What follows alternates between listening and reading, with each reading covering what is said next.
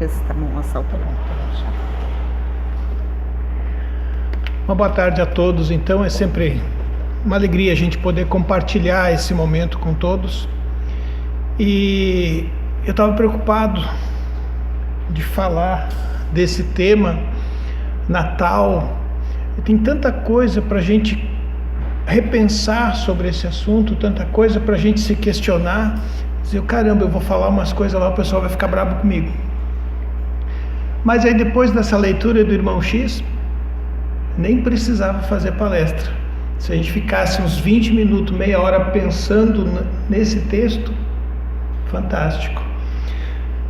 Por que vocês podiam ficar bravos comigo falando de Natal? O que a gente está habituado hoje a pensar, a ver quando se trata de Natal? Eu sei que aqui vejo muitos cabelos brancos, vejo algumas carecas reluzentes, eu estou no caminho também, né? Então, às vezes, a gente já entendeu um pouco mais sobre esse Jesus, já entendeu um pouco mais sobre o amor que ele veio trazer. Só que, como disse o irmão X, não é isso que está à nossa volta. Não é com isso que nós lidamos da porta para fora, da igreja para fora, né? E apesar dos anos, apesar da experiência, apesar do conhecimento, não sei se acontece com vocês, mas comigo acontece, de vez em quando a gente esquece. De vez em quando quando você vê, você está lá, seguindo a boiada.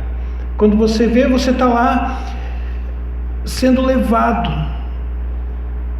pela correnteza do dia a dia, pelo mercado, pelos gráficos, como disse o irmão X, pela correria,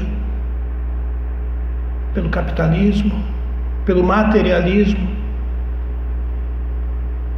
E isso é o que vende, é o que é mostrado, é o que se chama atenção para todo mundo, etc.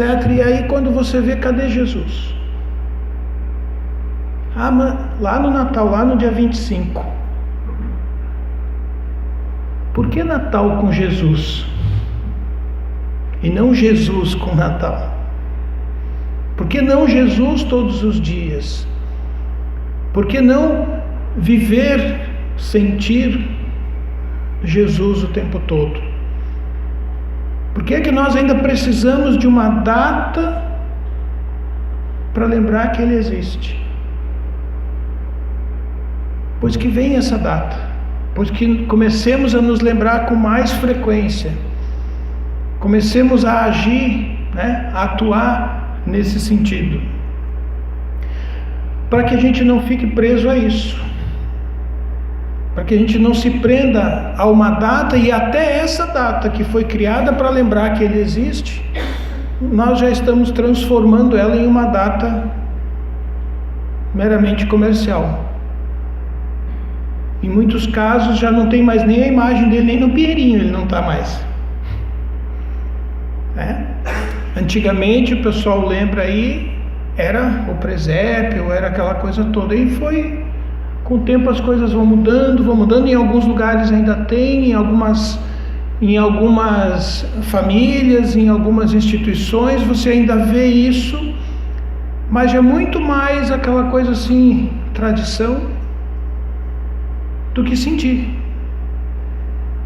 E em boa parte já não tem mais nem o presépio, só o Pinheirinho.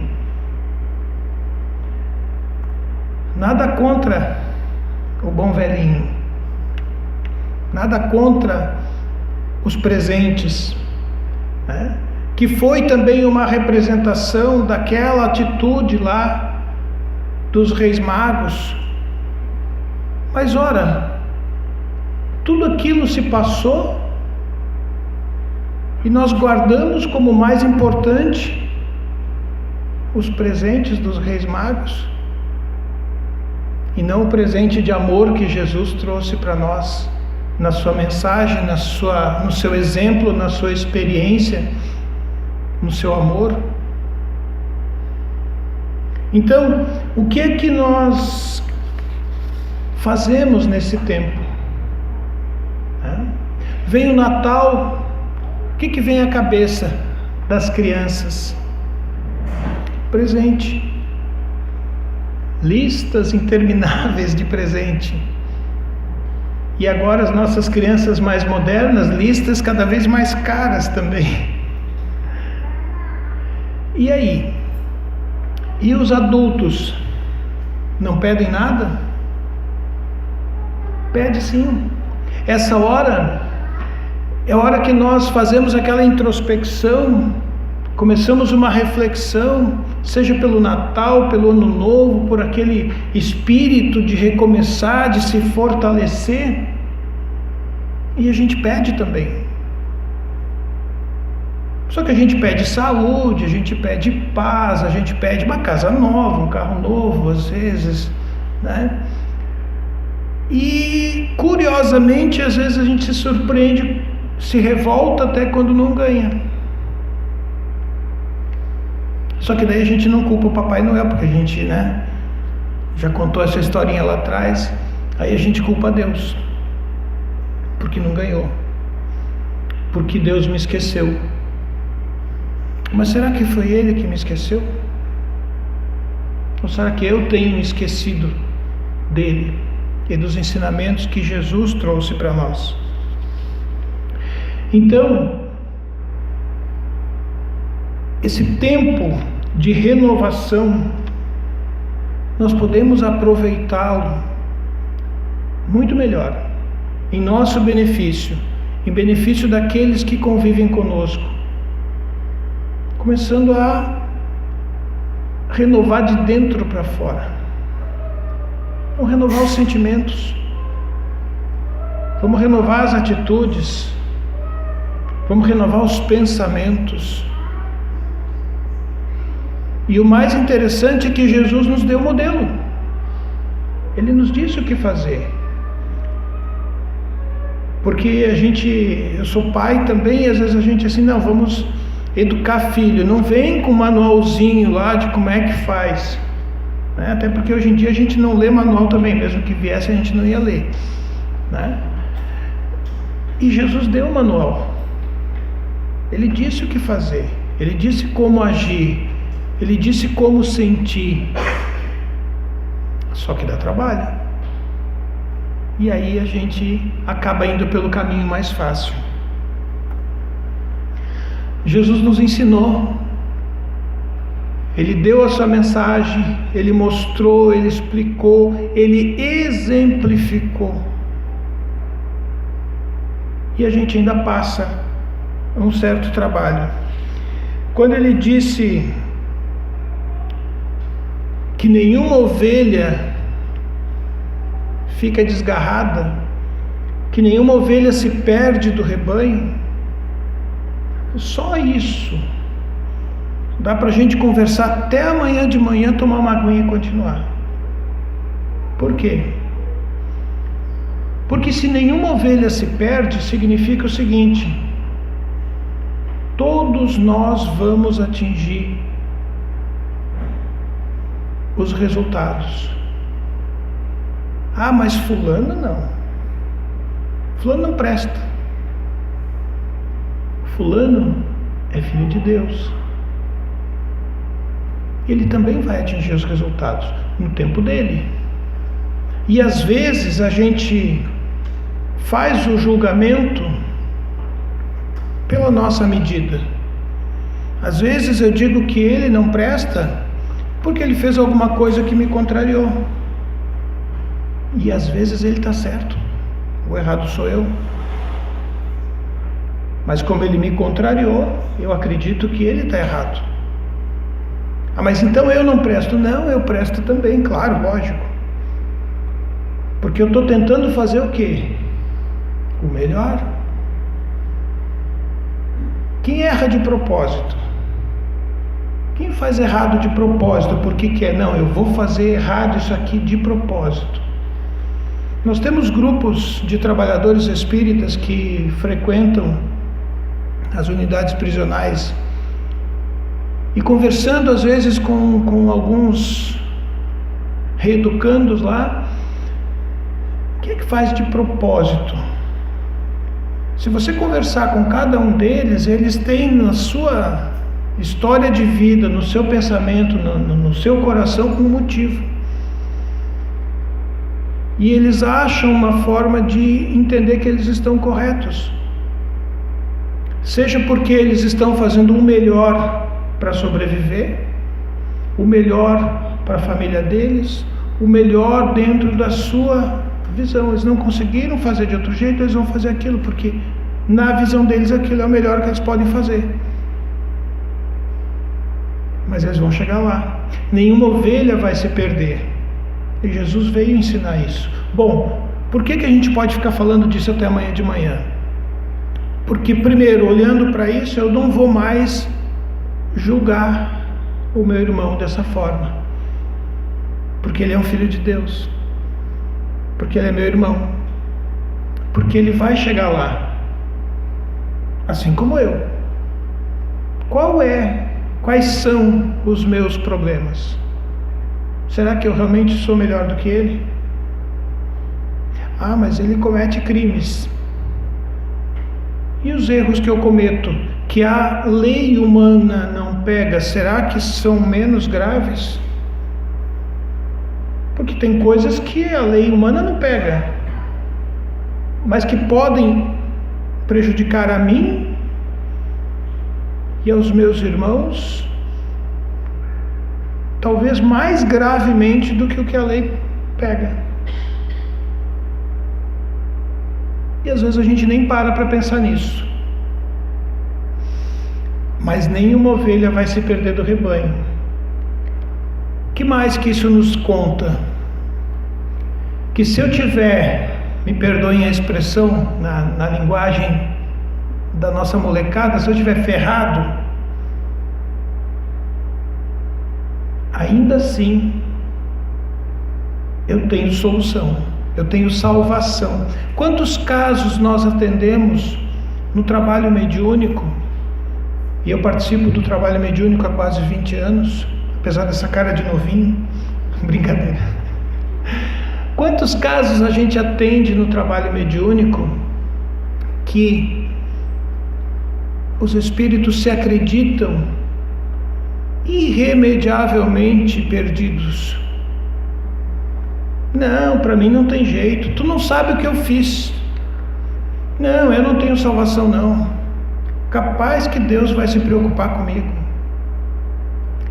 Nenhuma ovelha se perde do rebanho. O fato dele estar sendo atendido, ele não sabe, ele não percebe.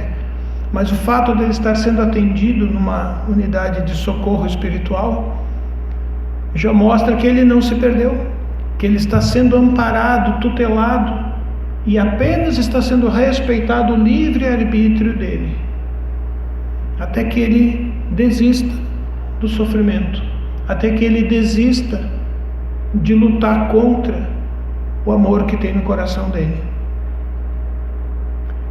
Então nenhuma ovelha se perde do rebanho. Bom, mas isso é ele. E nós?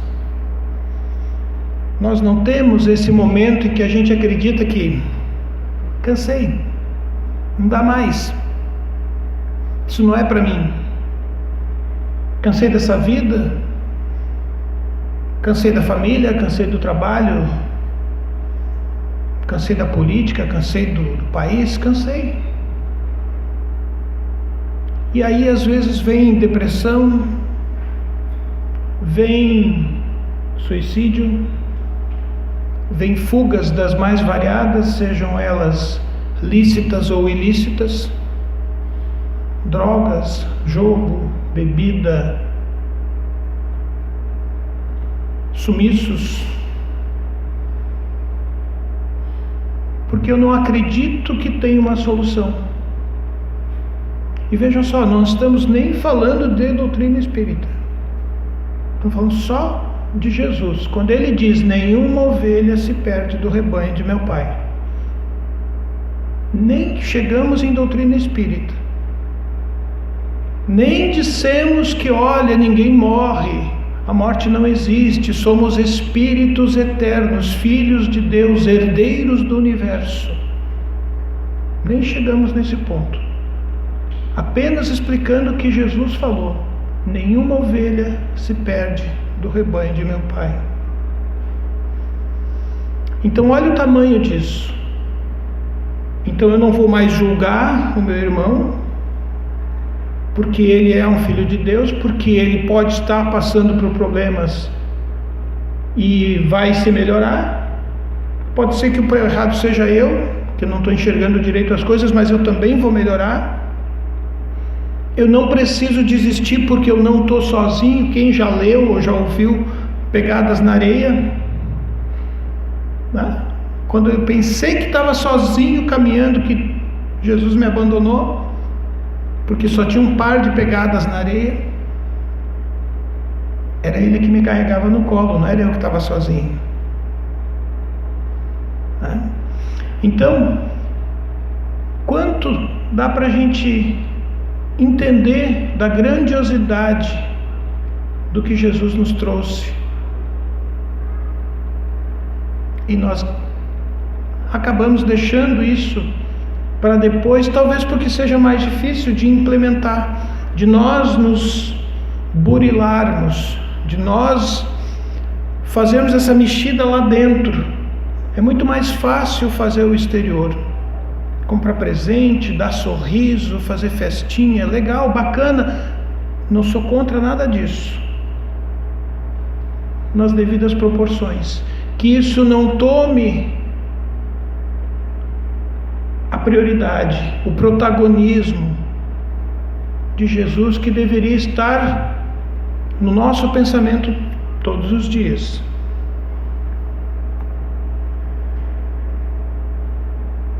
Como é que nós tratamos isso hoje com as nossas crianças? Que ele disse também, né? Deixai vir a mim as criancinhas.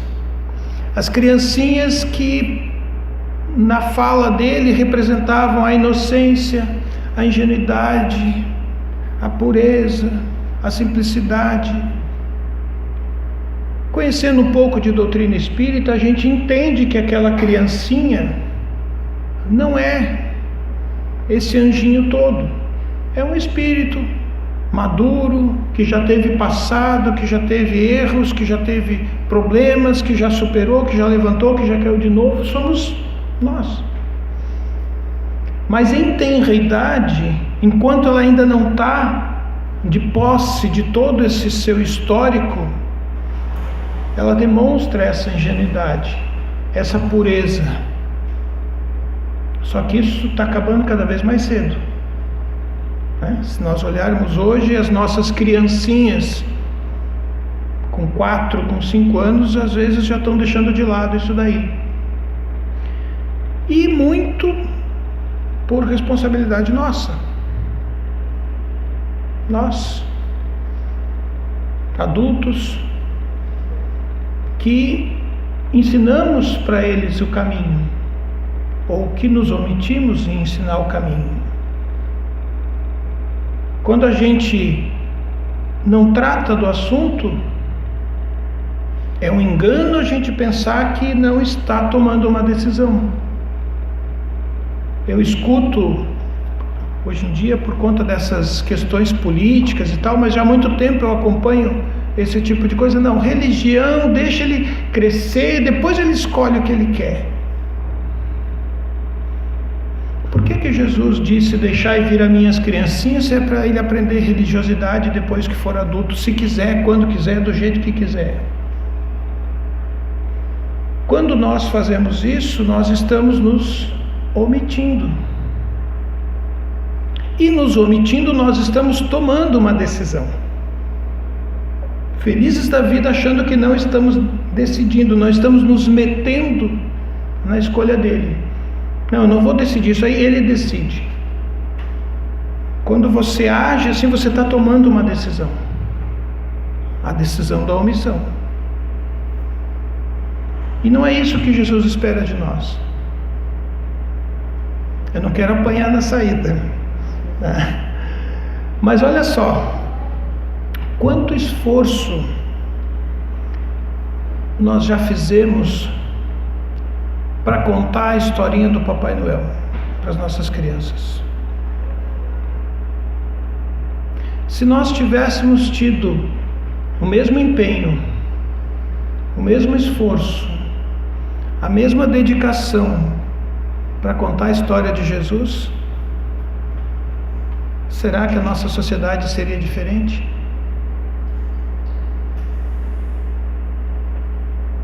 Acredito que sim. Só que aí a gente tinha que entrar numa questão da religiosidade. E porque se eu contar a história de Jesus, eu acabo me comprometendo com o que ele ensinou. Porque a molecada é fogo, a gente sabe disso. Ah, mas você falou tal coisa há 5 anos atrás e agora está fazendo aqui, ó. Ou então você não acabou de chegar do centro espírita e já está agindo assim? Ou da igreja, ou sei lá de onde. Eles cobram. Papai Noel não. A gente se empenha, conta uma história toda e não precisa se comprometer, porque sabe que depois lá na frente a história vai mudar. E tudo bem, é normal, é tradição. Entende? E eu sei que isso não é por maldade, logicamente, a gente não faz isso porque quer fazer a coisa errada. Alguém pensou, não, vou contar uma historinha lá e vou enganar e vou... Só para depois eu descobrir que não é? Não, claro que não. A gente está tentando fazer o melhor. Tentando trazer o lúdico, o bonito, o bacana, associa com presente, associa com uma boa refeição, associa com luzes, associa com tudo que é de bom. E, se possível, ainda protege, para que ele não veja o que está do lado de fora que é feio, que o irmão X contou aqui.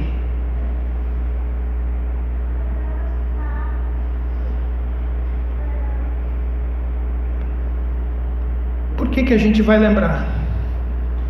Por que a gente vai lidar com isso? É tão sofrido. Só que é disso que Jesus fala. Não são os sãos que precisam de médico, são os doentes. E aí entra a misericórdia, aí entra o amor, aí entra a esperança, aí entra o carinho, aí entra sentir de verdade o que ele quis dizer. E falando um pouco de doutrina espírita, nesta época de Natal, juntamente com o período de finados, são praticamente as 2 épocas do ano em que, graças a esses momentos de reflexões que nós temos, e por isso a data é importante, porque nós ainda precisamos dessa bengala para parar para pensar nisso. Porque pensar em Jesus no carnaval é meio difícil, né?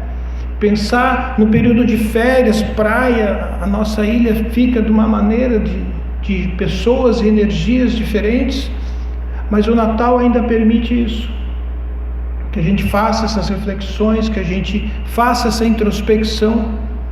E sabe o que acontece no plano espiritual, então? Todos esses bons pensamentos, esse desejo de renovação, essa boa vontade, essa coisa de querer ajudar, ainda que seja dar o presente, ainda que seja material, mas essa boa vontade, ela cria uma energia, uma psicosfera positiva, que permite que muitos espíritos encarnados e desencarnados recebam ajuda. Porque no plano espiritual eles precisam também de uma energia de fluido, que nós, enquanto encarnados, temos materialmente essa energia e podemos fornecer. Conhecendo, acreditando, entendendo, isso não importa. Importa o que a gente sente. Então, quando a gente pensa, quando a gente sente, nós modificamos as energias à nossa volta. E dependendo do teor desse sentimento, isso vai mais longe. E esta energia é aproveitada. Se eu estou me sentindo tão bem, se eu estou feliz, eu estou fazendo a coisa tão boa, essa energia que sobra, vulgarmente falando, ela é distribuída, ela é oferecida a quem não está se sentindo tão bem assim. E aí ele se sente melhor. E daí ele tem um fôlego de esperança, de coragem, de boa vontade, de fé. E daí ele toma a própria decisão: eu quero melhorar, eu quero me sentir assim como aquele cara ali, como aquela senhora. Eu vou conseguir. Eu sou uma ovelha e nenhuma ovelha vai se desgarrar do rebanho do Pai. Esse sentimento que nós podemos produzir. Uma pena que a gente consegue fazer isso hoje, poucas épocas do ano. Mas já é um começo. Já é um passo gigantesco para que a gente consiga se reequilibrar, consiga recarregar as nossas energias e daqueles que nos cercam, dos dois lados da vida sempre. Então, se a gente vai dando esse passo, cada vez um pouquinho mais, por isso que a gente diz: não deixe de vir à casa espírita, não deixe de assistir uma palestra na internet, de ler um bom livro, de fazer a sua oração, a sua prece, porque a cada momento desse nós estamos fazendo essa limpeza energética no nosso organismo, produzindo, gerando energias positivas que vão nos ajudar e ajudar aqueles que estão à nossa volta ou em nosso pensamento. E nós esquecemos que temos essa ferramenta. Nós temos uma usina geradora de energia, de amor. Mas só a gente esquece que tem que ligar ela de vez em quando, ou todo dia. Mas nós podemos. E Jesus então vem e nos pede para que a gente faça a caridade, faça o bem. Não tem problema se você começar a fazer o bem por você mesmo, mas faça o bem de verdade. Não se engane. O nosso cérebro, ele é bem malandro de vez em quando. Ele sabe que algumas coisas vão nos fazer bem, mas vão dar muito trabalho. E daí você quer, mas ele não quer correr o risco. Ele tem medo do fracasso. Ele sabe que vai dar trabalho. E aí ele sai pela... não, amanhã eu faço. Depois eu vejo. Depois eu penso nisso.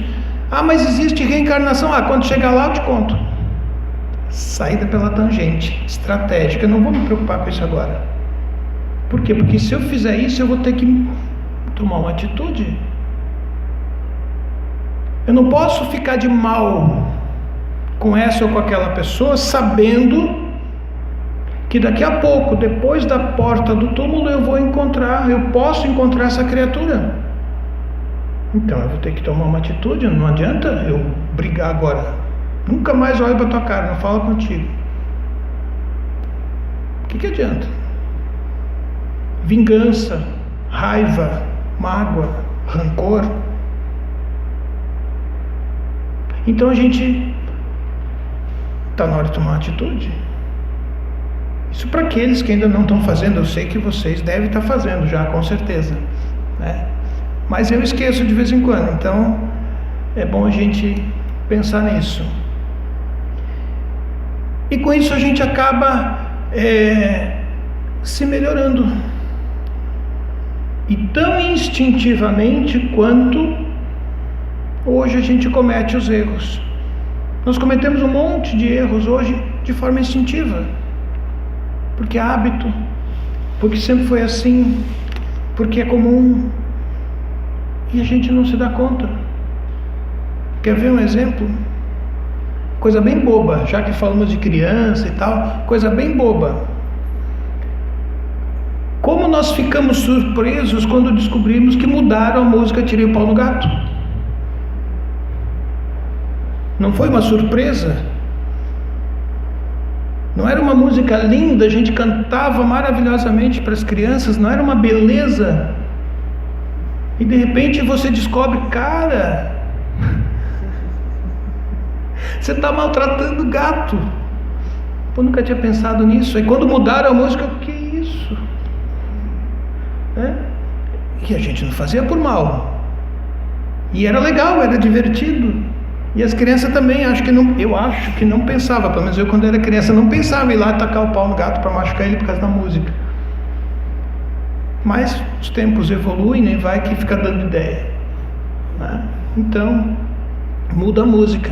E quantas outras coisas a gente faz, até mais graves, que são naturais, que são instintivas. Hoje eu não consigo jogar um papel de bala no chão, mas eu vejo pessoas naturalmente jogando lixo, cigarro, isso, aquilo. Normal. Então, e a fofoca? E a propina? E alguns ditados populares, né? Farinha pouca, meu pirão primeiro, estimulando o egoísmo, né? Tenho que cuidar da minha família, prioridades são os meus, como se não fossem todos uma mesma família. Cada vez mais a internet, o mercado, a globalização nos mostra que nós somos todos de uma mesma família, todos irmãos de fato e de direito, todos filhos de Deus. Outro dia vi uma reportagem, essa briga lá de China e Estados Unidos, e aí o nosso agricultor aqui no Brasil, quietinho no canto dele, trabalhando na roça, sem querer incomodar ninguém. Ele não está conseguindo vender a soja dele aqui, porque Estados Unidos e China estão brigando, e aí não tem preço na Bolsa de Valores para mercado futuro. O que isso tem a ver com doutrina espírita e com Jesus, né? Pois é. Mas olha a globalização disso. 2 presidentes lá do outro lado do mundo brigam, e a pessoa que está lá quietinha no canto dela tem problema para vender, para sobreviver com o suor do rosto dela aquilo que está no campo. Porque nós estamos todos interligados. Aí você lembra de filme, né? Filme é cinema, é ficção, é bobagem. Avatar. Aquelas energias todas, estamos todos interligados. Só que eu não vejo a energia, mas ela está lá.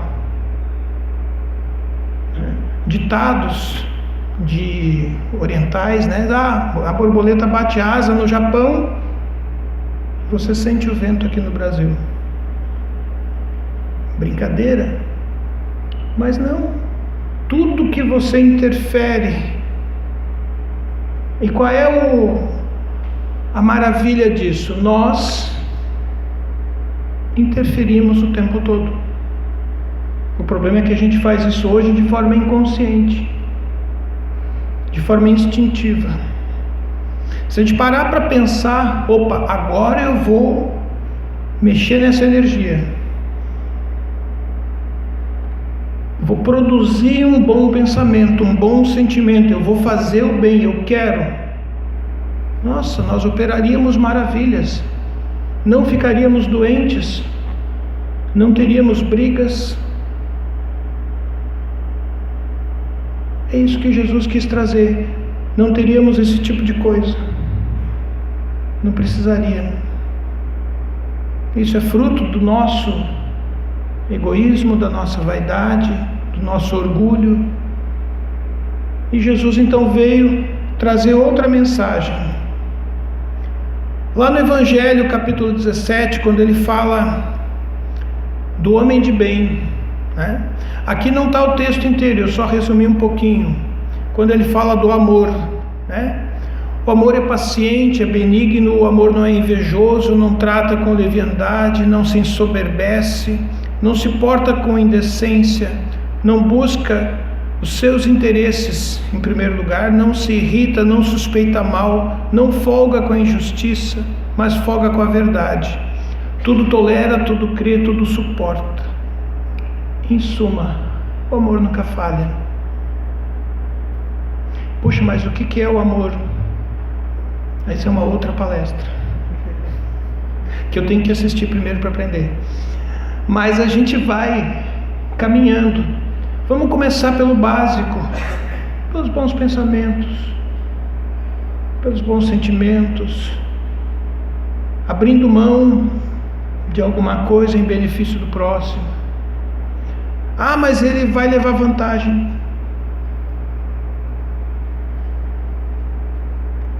No Natal a gente tem essa coisa de dar presente. Qual é a melhor coisa de dar presente? Não é dar? Principalmente com as nossas crianças hoje tão exigentes, a gente fica mais feliz em dar do que ela em receber. Mas não podia ser um modelo mais novo? Podia ser uma coisa... A gente quer dar. Porque é bacana, a gente se sente bem, é gratificante. Só que a gente se prende muito à questão material. Então vamos dar um sorriso. Vamos dar um ouvido. Vamos dar um olhar. Uma prece. Mas eu vou dar uma prece, ele nem vai ficar sabendo isso.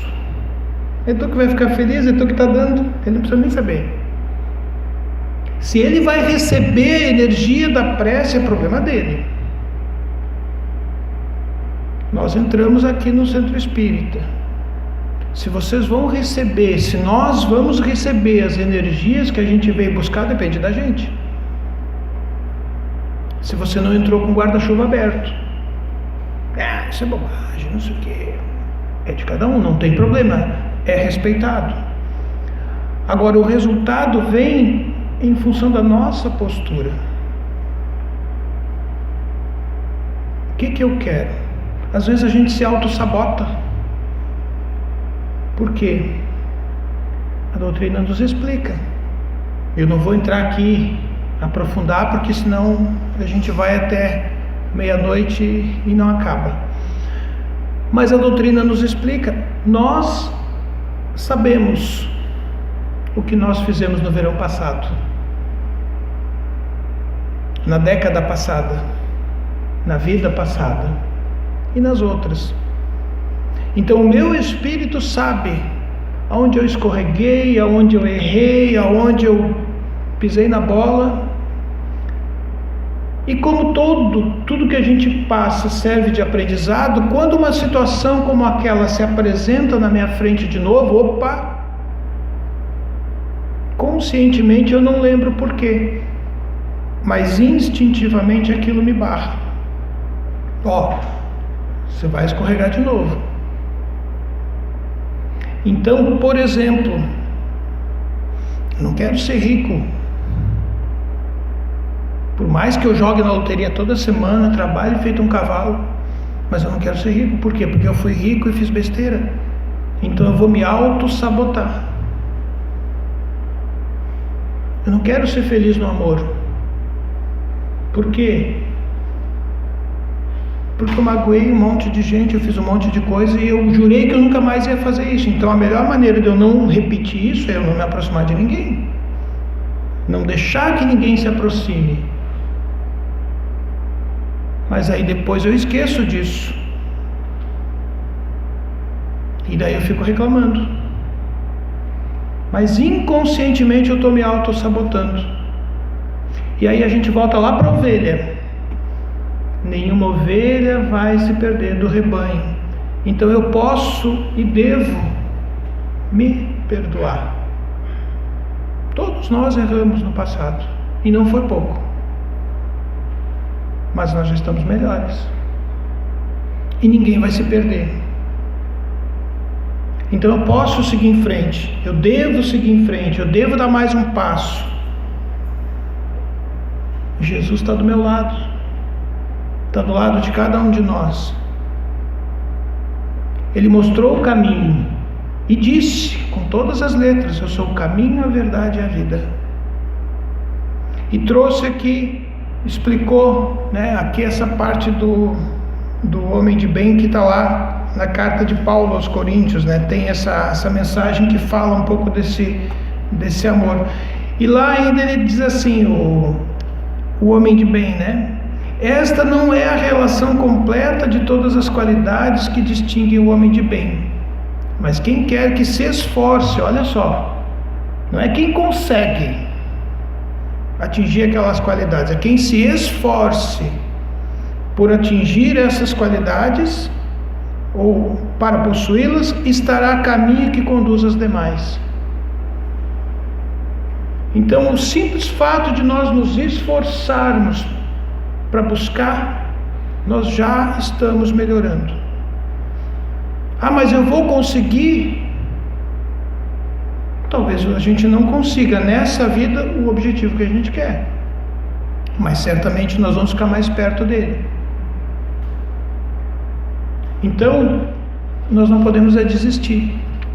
Essa mensagem que Jesus traz para nós, essa ideia, essa lembrança do Natal, é justamente para que a gente faça essa viagem para dentro de nós, para que a gente descubra o Filho de Deus que nós somos e que enxergue no nosso irmão um irmão, alguém que merece tudo aquilo que nós merecemos. E aí está lá no Pai Nosso: perdoa do mesmo jeito que tu quer ser perdoado, ama do mesmo jeito que você quer ser amado. Então, só para encerrar, trouxe uma mensagem aqui que recebemos no Natal desses há alguns anos, que diz assim: Natal com Jesus é dar a oportunidade para que brilhe em vós a luz, é permitir que toda dor possa ser socorrida pela bênção do amor, é distribuir a bênção do pão, mas é alimentar o coração com o perdão, é deixar livre a consciência exercitando a tolerância e a paciência, é se libertar da vaidade e escolher tão somente a caridade, é abrir mão de todo o desejo de vingança e maldade e substituir pela esperança e a bondade. Enfim, trazer todos os ensinamentos do Cristo para dentro do teu coração e compartilhá-los com cada um dos teus irmãos. Reflita, ame, trabalhe por Jesus, pelos irmãos e por ti mesmo. Um Feliz Natal, assinado o Espírito Ari, apenas um amigo que traz uma mensagem. Que Jesus nos abençoe, que nos dê essa força, essa coragem, essa vontade sincera de fazer essa viagem para dentro de nós. Feliz Natal.